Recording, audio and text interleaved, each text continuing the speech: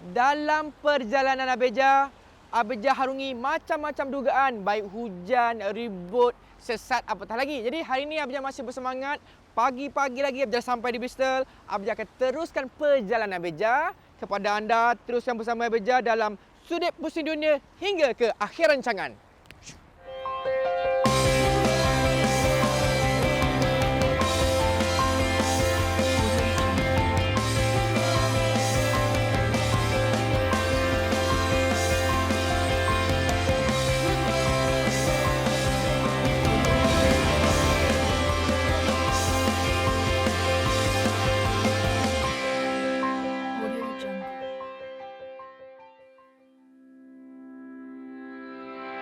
Seperti Oxford, Bristol juga merupakan sebuah pusat pendidikan yang sangat penting di United Kingdom. Universiti yang popular kat sini ialah University of Bristol yang ditubuhkan pada tahun 1876. Ramai pelajar Malaysia yang melanjutkan pengajian di sini. Jadi, bila dah tahu serba sedikit tentang Bristol, barulah semangat Abijah nak teruskan perjalanan Abijah kat sini.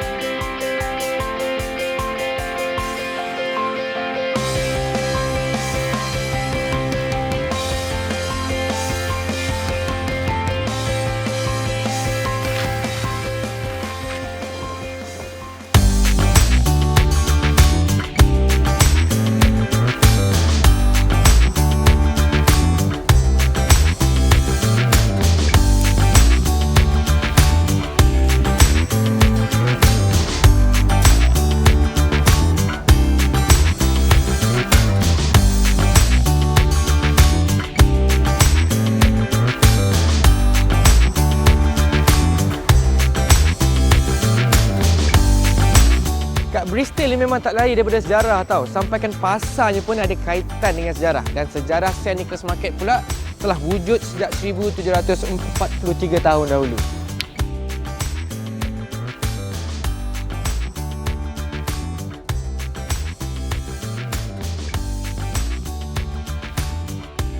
Walaupun pasar ini telah wujud sejak 277 tahun dahulu, namun St. Nicholas Market masih menjadi pilihan orang ramai sehingga hari ini, dan pasar ini telah disenaraikan sebagai salah satu daripada 10 pasar terbaik di United Kingdom.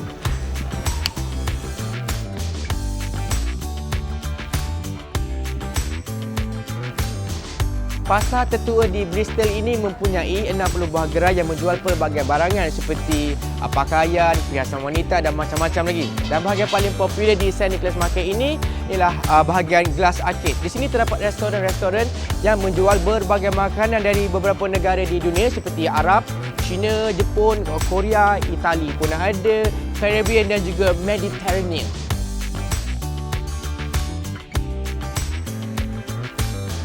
Bila Abijah dah berjalan-jalan kan, ruangan ini merupakan ruangan yang Abijah sangat suka sebab kat sini mereka membeli dan juga menjual rekod-rekod lama dan juga rekod-rekod baru. Kalau anda ni jenis suka mengumpul, this is the right place.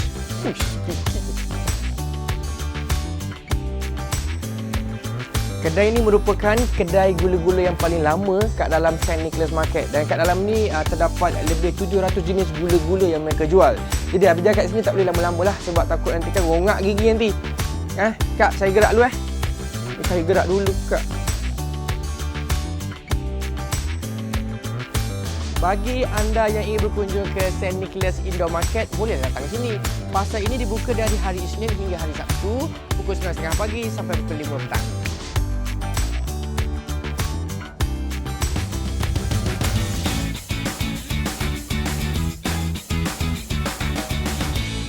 Kembali bersama saya, Abijah. Siapa lagi kalau bukan? Pandai pun, tukar masak kegemaran anda. Okey, saya dapat permintaan daripada followers dekat Instagram, dekat Facebook mengatakan, Abijah, asyik buat menu-menu yang berat je. Apa kata Abijah buat bubur untuk orang demam ke, untuk orang sakit ke? Hari ni Abijah akan kongsikan satu resipi yang sangat istimewa daripada nenek Abijah. Nenek Abijah ni dulu suka makan bubur. dan suka masak bubur. Orang tak demam boleh disuruh makan bubur. Sebab bubur nenek Abang Jah ni lain macam. Jadi kita dekat Bristol ni apa kata sekali-sekala kita makan masakan Melayu kan, bubur. Jadi hari ni Abang Jah kongsikan satu resipi yang sangat istimewa. Nama resipi Abang Jah adalah bubur Nek Jah. Jadi bahan-bahan yang kita perlu ada untuk membuat bubur Nek Jah ni, yang pertama sekali kita kena ada 4 sudu gula, 4 sudu makan. Seterusnya 2 sudu makan madu. Dan seterusnya kita kena ada 1 buku ubi keledek. Dan untuk santan kelapa Abang Jah sediakan lebih kurang 400 ml. Dan untuk pisang pula 2 biji pisang dah membadai, dah cukup. Tapi kalau suka lebih boleh je letak lebih mengikut cita rasa masing-masing. Dan yang terakhir sekali sedikit garam. Kejap lagi Abang Jah akan bagi tahu sebanyak mana garam yang anda perlu letak. Okey, dan sekarang kita already know all the ingredient. Kita dah tahu ke semua bahan-bahan yang perlu ada. Pertama sekali, okey, sekali Abang Jah akan kupaskan dulu kulit ubi keledek kita ni. Buka api. Kita kena masukkan 400 ml santan kelapa. Bubur ni boleh cuba kat rumah tau. Kalau tak cuba rugi. Dan sementara kita dah potong kita punya ubi keledek ni, pastikan anda gile-gile. Dah jaga ubi, tengok santan. Jaga ubi, tengok santan. Tengok santan, tengok ubi. Dah mendidih, kita boleh masukkan ubi keledek kita ni. Kita masukkan semua sekali. Saya nak buat yang bahagian pisang ni pula. Okey. Untuk pisang ni kita kena buka dulu kulit pisang. Potong ni bulat-bulat macam ni. Bila kita dah potong kita punya pisang, kemudian kita periksa kita punya keledek. Dah empuk ke belum? Nak cek ubi keledek kita ni, kita sentuh pakai senduk, kita dah tahu dah. Okey, kita masukkan gula. Setelah kita masukkan gula, kita dah kacaukan gula kita dengan bahan-bahan yang kita ada dalam ni. Seterusnya, kita masukkan madu. Madu ni penting juga ni. Inilah Abang Jah cakap istimewa ni sebab Abang Jah letak madu. Baik punya resepi. Seterusnya kita kacau gaul.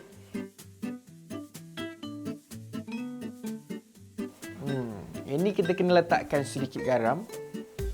Ni yang terakhir sekali, apa-apa pun baru kita masukkan pisang yang telah kita potong tadi. Bila kita dah masukkan pisang ni, kita tak boleh nak kacau macam tadi. Kita kena slow-slow, pelan-pelan. Kena letakkan kesabaran di dada. Sebab nanti kalau kita kacau kuat-kuat, nanti pisang tu hancur. Okey. Kalau macam ni, Abang Jah punya bubur telah pun siap dah ni. Kita dah boleh tutup. Panas-panas. Pejam celik dah pun siap. Kita punya bubur Nek Jah. Ni dia. Ni.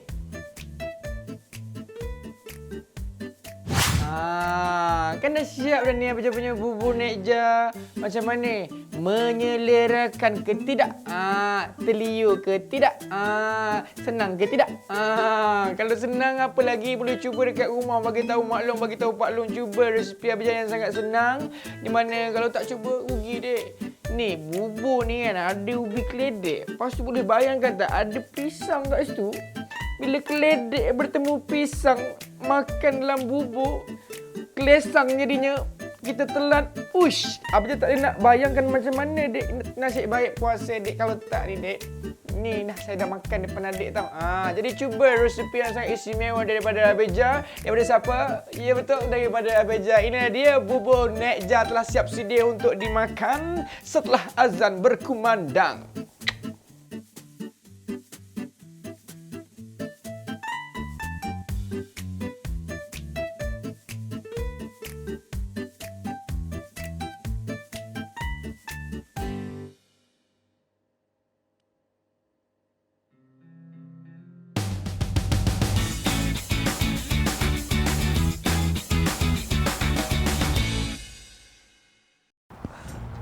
Assalamualaikum. Tanam baja tepi pokok nangka. Nak tanya, ni dua Abang Jah ke?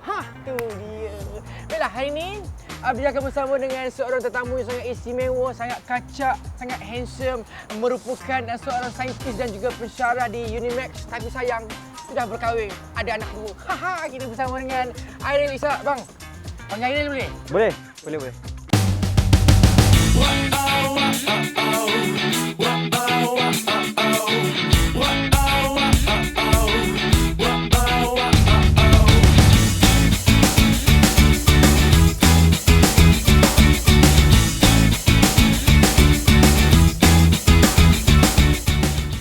kat sini bang? Masalah kan? Masalah kat sini. Dah bang dekat UK ni dah berapa lama bang? 4 tahun. 4 tahun di UK. Jadi kalau tak silap saya, we met before. Abang ada bisnes kan? Ada. Warung inai. Macam mana tahu? Itulah. Baru tadi abang beritahu saya tadi. Kita borak. Baik bang, hari ni kita nak masak apa bang? Hari ni kita nak masak daging bakar harimau menangis.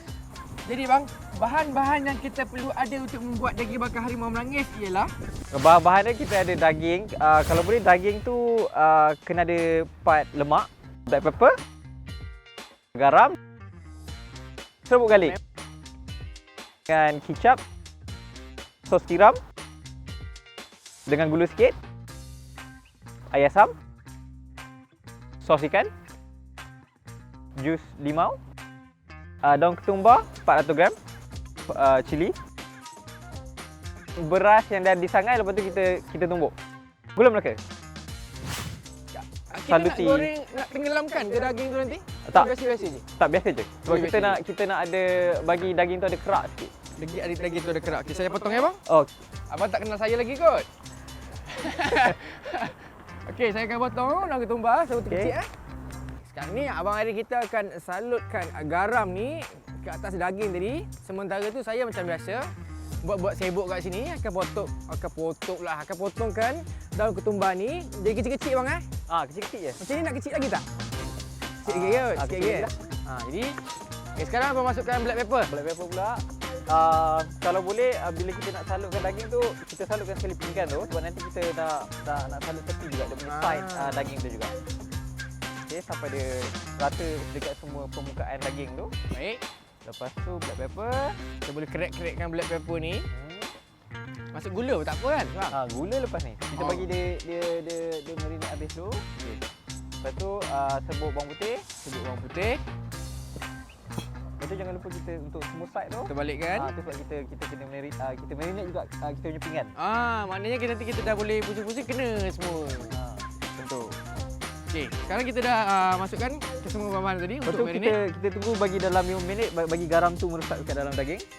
Seterusnya apa yang kita perlu buat sementara kita tunggu daging kita tadi tu, kita perap daging tu, kita dah boleh potong daun ketumbar, kita boleh potong cili. Okey, kita letakkan kicap lebih kurang dalam 2 sudu besar. Oh, 2 sudu besar tu terus ke atas tak payah letak ke bawah. Tak payah. Sebab nanti kita guna Nak balik pun sama juga kan? Nak balik pun boleh juga. Itu pakai sudu tu bang. Ini apa bang? Sos. Ini sos tiram lebih kurang dalam 1 sudu besar. Nampak sedap lah bang. Kita salut. Oh, Kita potong kecil-kecil lepas kita dah siap. Ini nak makan macam tu pun boleh sebab dia akan jadi lembut kan? Okey, ini memang sangat istimewa. Dia dah panas, kita boleh masukkan Bismillahirrahmanirrahim. Itu yang kita nak dengar tu, bunyi tu. Keshen. Kuali yang memang dah panas. So kita bakar untuk satu side. Kalau nak betul-betul lembut dalam 2 minit untuk saiz daging macam ni. Okey, dalam 200-300 gram tadi kan? 2 minit satu side. 2 minit satu side, lagi satu side 2 minit. Jadi itu masak. Lepas tu dah masak. Masukkan air asam dulu. Aha. Okey, air asam dahulu. Oh, aku tak masukkan sekali tu Tak. Kita nak air je. Kita nak air je. Ya, okey, baik. Seterusnya Kita letak tepi. Lepas tu kita boleh masukkan kita punya sos ikan. sos ikan. Kurang dalam 2 sudu besar. Okey. Lepas tu jus limau. Jus limau, 2 sudu besar. air asam, kicap, jus limau, Lepas tu kita boleh start potong kita punya gula Melaka. gula Melaka. Baik. So, Lagi kita hiris kita punya gula Melaka ni sebab kita nak bagi dia larut cepat sikit. Okey, kita masukkan dalam sos. Okey. Semua sekali Masukkanlah. Bakarkan juga dia punya lemak tu. Untuk lemak tu kita kena bakar juga. Kita lembutkan dia, masakkan dia sikit. Sementara tu saya akan kacaukan Abang Airil punya sos ni supaya daun ketumbar dan juga sos tadi tu sebati.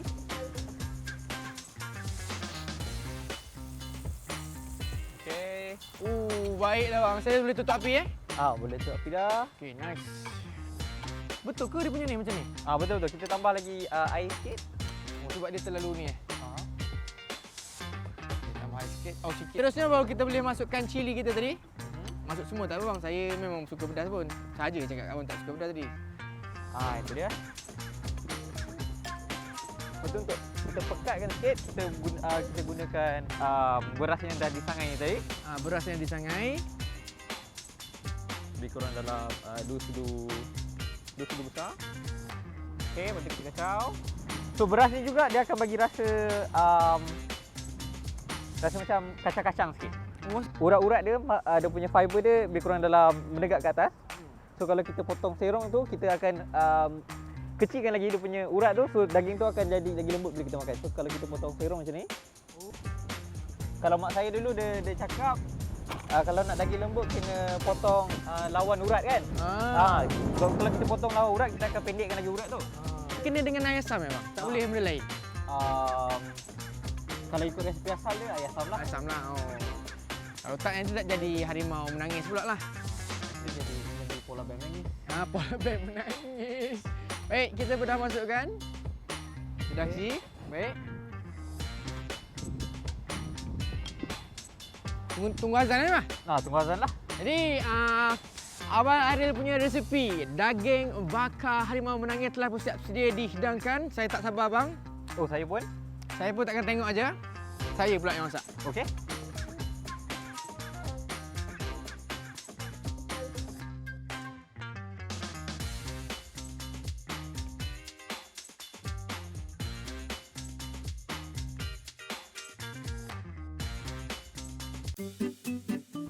Tadi kita dah lihat macam mana Abang Ariel kita tunjukkan skill beliau untuk memasak daging bakar harimau menangis. Tak kala bulan dan merindu di kala hati punya. Okey bang Dapat tangkap? Tak. Okey baik. Jadi sekarang ini saya akan tunjukkan skill saya pula iaitu resepi orang bujang. Dia mana resepi sangat istimewa yang diberi nama sotong sumbat suspension Bridge. Mungkinlah bang ini saya punya resepi ini boleh jadikan sebagai menu untuk abang berniaga nanti bang. InsyaAllah. Jadi semua dah ready, dah bersedia. Saya akan memperkenalkan bahan-bahan yang kita perlu ada. Semestinya pelakon utama kita kena ada 2 ekor sotong bang. 2 sudu besar cheddar. Seterusnya sedikit parsley. Seterusnya 2 sudu besar mentega. Untuk udang bang, saya suka makan udang. Dan lebih kurang 5 ekor macam tu dah cukup lah. 2 sudu besar serbuk roti. 3 ulas bawang putih. Seterusnya kita akan masukkan mentega ni bang. Ke dalam kuali kita macam biasalah. Masukkan, kita ambil sikit je tau bang, jangan ambil lebih.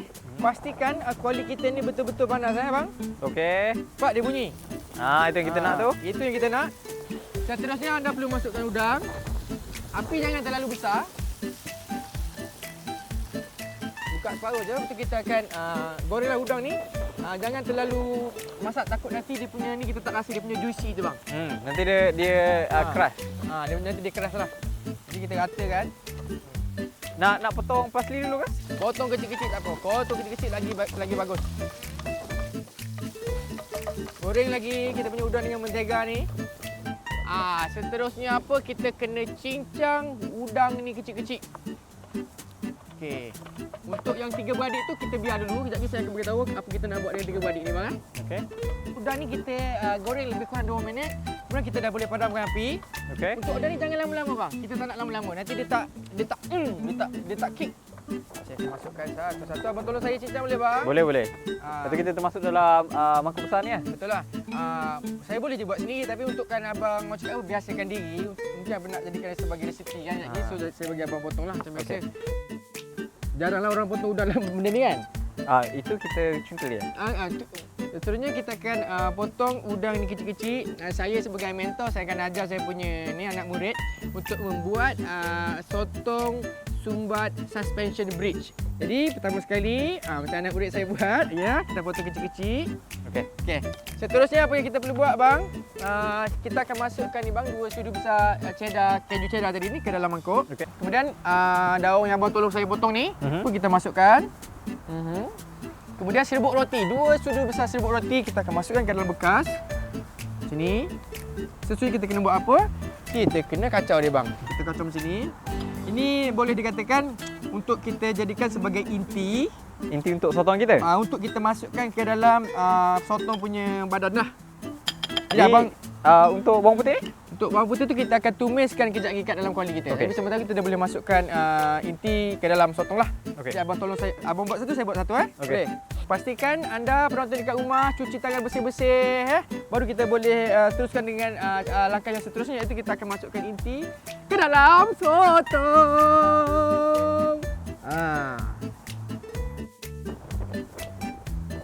Okey, untuk masukkan ni Boleh saya tolong? Abang nak tolong? Boleh. Kita Saya- bagi sebab saya nak kena buka, explain satu benda di mana untuk masukkan ni dalam inti ni bang, jangan terlalu, orang cakap apa, jangan terlalu tinggi. Jangan terlalu penuh. Jangan terlalu penuh lah, maksudnya jangan terlalu tinggi lah, maksudnya jangan terlalu kat atas sebab nanti bila kita goreng dia akan terkeluar balik. Okay, just nice untuk kat tengah-tengah tu. Nampak cara dia? Ini betul-betul lah cakap bang Kita punya dah kat sampai tengah kan, sikit lagi. Okey. Okey, dah okey dah ni? Okey, okey. Dah okey dah. Okey. Okey, kemudian kita masukkan kepala dia bang. Masukkan kepala dia. Okey, kita masukkan kepala. Lepas tu Mesti anda tertanya-tanya, macam takut nanti kalau goreng tak terkeluar ke kepala nanti. Okey, sebab tu kita kena sediakan pengunci ni. Abang cocok saya tolong pegang. okey. Sebab nanti abang takut lupa pula step-step dia. Yang tu jari saya bang. Itu buat okey. betul. Bismillahirrahmanirrahim. Contoh. Okey. Okey. Nampak dah jadi macam ni. Jadi kita biarkan sekejap kat sini. Okey, dah panaskan kuali. Mungkin abang boleh tolong saya untuk tumbukkan saya punya bawang putih. Okey. Ingat tak tadi lebihan mentega ni saya cakap tadi, ini untuk kita masukkan ke dalam kuali untuk kita gorengkan dengan sotong ni. Kita masukkan semua.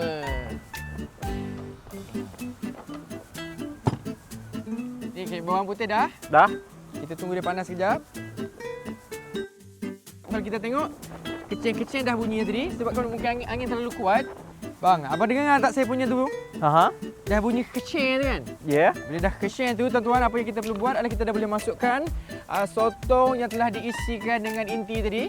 Okey. Okey, kita boleh masukkan. Bunyi itu dah yang kita nak. Okey. Jadi kita biarkan seketika. Tapi jangan, nak biar pun kita jangan orang cakap apa terus borak, tak ingat apa. Kita kena jaga juga sebab takut nanti hangit lah. Takut sotong tu keras juga. Kita bila dah satu keras dia dah tak jadi sedap lah. Kita balikkan sikit lagi. Kalau macam ni kita tengok dia punya warna. Macam sotong ni kita nak masak kita kena tengok dia punya warna bang. Sebab kalau macam udang kalau dia nak masak dia akan menjadi keperang-perangan. Kenapa saya buat soto sumbat? Abang punya daging bakar harimau menangis. Ini kena lah ni dia punya geng. Abang kalau kita boleh tengok keju dengan keju cheddar. Nampak. Saya nak test abang. Kita gabungkan dulu jadi cedu. Cheddar nampak dah cair, kita dah boleh padamkan api, kita dah boleh angkat bang. Okey. Sementara tu abang dah boleh tolong saya untuk potongkan lemon tu bang. Alright. Untuk kita hiaskan dia. Okey, untuk macam ni. Okey, saya akan masukkan. Bismillahirrahmanirrahim. Okey, nampak? Jangan cemburukan dengan Abijah punya soto sumbat. Memang nampak sehat, nampak sedap dan juga sangat senang. Kena dengan daging bakar harimau menangis, tak ke menangis saya punya sotong sumbat ni. Maka bila kita dah letakkan lemon, inilah dia bang. Sotong sumbat suspension bridge hasil gabungan daripada saya seorang sendiri. Abang tolong potongnya kan tadi? Saya potong je tadi. Okey, ni saya punya lah. Kira saya punya resipi Ambil dah bersiap sedia untuk dihidangkan. Macam ini lah Encik.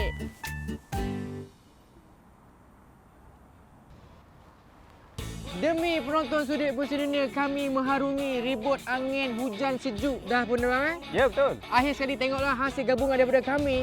Soto sumbat, suspension bridge dan juga Daging bakar harimau menangis. wow. Jadi inilah dia kepada penonton semua. Kalau tak cuba ini kat rumah memang sangat rugi bang. Sebab apa bang rugi bang? Sebab memang sedap dan rare. Sedap, rare, limited edition dan sangat-sangat terbaik. Jadi bang, sebelum kita pulang, maksudnya sebelum saya ucapkan selamat tinggal kat abang, saya ada hadiah nak bagi. Okey. Saya harap abang suka sebab abang dah harungi segala-gala sejuk ni kat abang. Inilah dia, Sudip Limited Edition bang. Saya harap abang suka. Wow, Sudip. Memang susah nak dapat ni. Memang. Jadi bang, sebelum saya ucap selamat tinggal, saya doakan semoga abang terus berjaya. Dan yang paling penting sekali, abang punya bisnes Warung Inai ni, saya harap akan dapat tembus segala market yang ada kat sini bang. InsyaAllah. Okey, jadi Kepada penonton sudut pusing dunia, pastikan anda cuba rezeki daripada kami yang sangat-sangat istimewa daripada orang yang dah berkahwin dan juga orang bujang. Apa-apa pun, ingat Abeja. Ingat nak makan apa?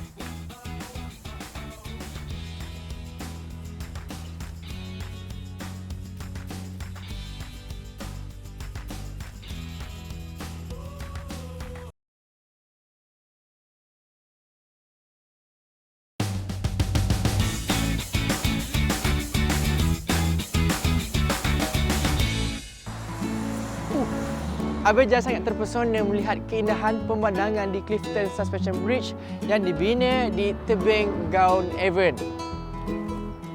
Tak heranlah kenapa Clifton Suspension Bridge ini menjadi lambang kebanggaan Bristol.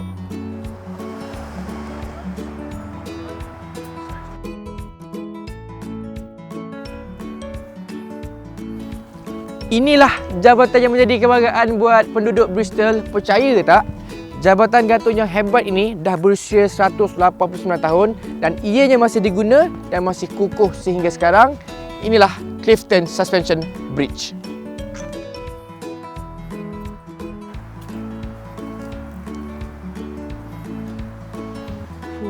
Tapi sayangnya, orang penting di sebalik kejuruteraan yang hebat ini tak sempat tengok pun hasil kerja beliau siap. Beliau merupakan jurutera zaman Victoria iaitu Isambard Kingdom Brunel. Kerja-kerja jabatan ini bermula sejak 1831, tapi projek ini tergendala apabila timbul masalah kewangan dan juga masalah politik. 12 tahun kemudiannya, hanya 2 tiang saja sempat dibina, kemudian projek ini tergendala.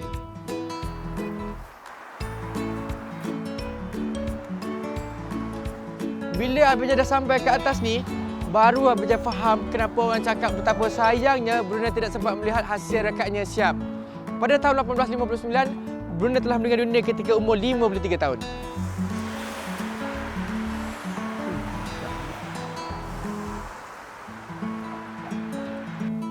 Walau berbagai masalah dihadapi untuk menyiapkan jabatan ini, akhirnya pada 6 Disember 1864, jabatan ini dibuka untuk orang ramai.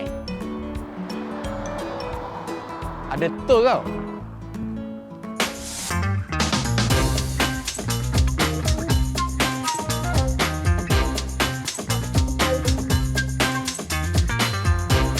Sebenarnya kan, semasa jabatan gantung ini dibina pada awal abad ke-19, ianya adalah untuk laluan kenderaan berkuda saja, yang ringan.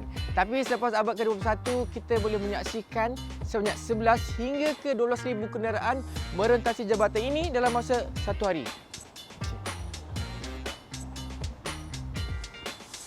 Cantik view.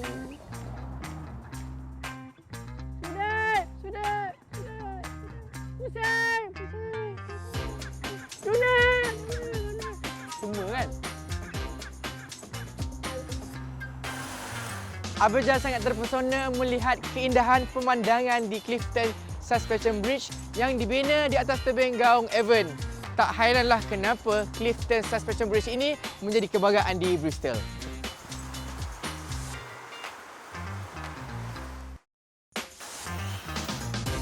Nampaknya masa mencemburui kita lah. Dalam pada Abeja sibuk memasak dan juga bersiar dekat Bristol ni, rupa-rupanya kita dah tiba ke penghujung rancangan dalam Sudut Pusing Dunia untuk hari ini. Jadi sebelum Abeja ucap selamat tinggal, Abeja nak kongsikan apa yang Abeja rasa semasa Abeja di Bristol. Sememangnya bila kita berpuasa kat tempat orang ni, terutama sekali dalam kelompok orang bukan Islam, membuatkan Abeja ni rasa sangat kuat dari segi mental dan juga fizikal. Jadi kita berjumpa di episod yang akan datang dalam Sudut Pusing Dunia.